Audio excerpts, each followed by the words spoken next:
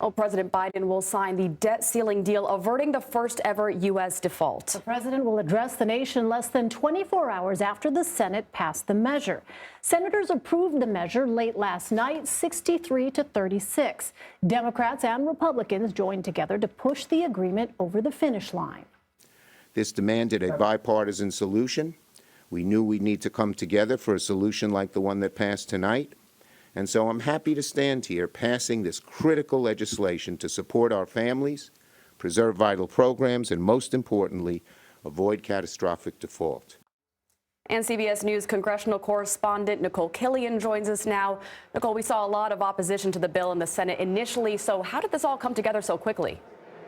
Well, they were up against a deadline. You know, it's kind of like us as journalists, you know, when you know you only have an hour until your deadline to get that script and you got to bang through it, right? So that's basically what we saw the Senate do. I mean, look, they could have dragged this out another day or into the weekend, but the reality is we're up against that hard default deadline of June 5th. And while some lawmakers questioned the validity of that, still congressional leaders didn't want to press their luck and run too close to that deadline. Yeah, nothing like a deadline to focus the mind, right? I think that's the saying. So senators voted, Nikole, on various amendments to the bill late into the night. I'm wondering if any of them really have a chance of getting through.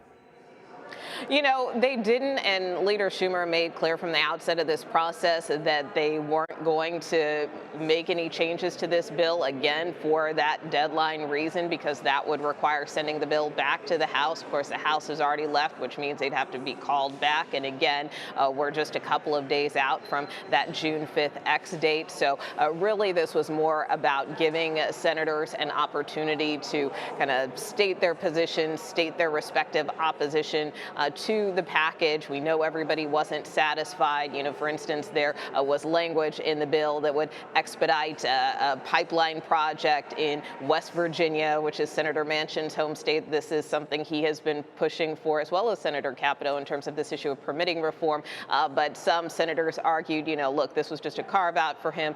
Why is it in a bill like this? Which is something that I asked the senator, but he said, you know, this is about energy needs for all Americans, and this just happened to be the best vehicle to try to move it through. So, Nikole, now that the deal has made it through both chambers, which lawmakers are claiming victory here?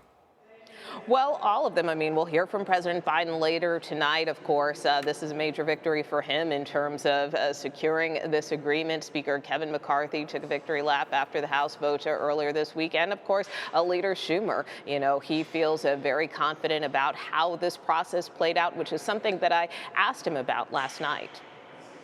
Nikole Killion. Now that you have passed this bill, is there anything you would have done differently in this process, and do you regret not being at the negotiating table? Well, look, first I talk to the president just about every day. I talk to the group working on it 5 or 6 times a day. So we had tremendous input there. And second, the proof of the pudding is there. This bill was a total rejection of what the Republicans wanted. And look at the vote. That proves that our strategy was the right strategy.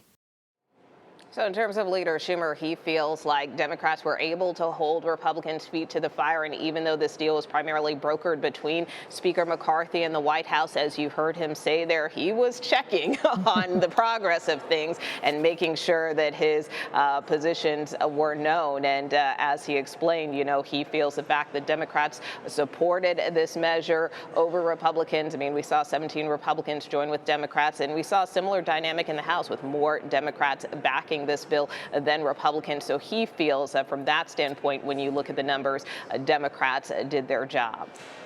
Nikole Killion, thank you.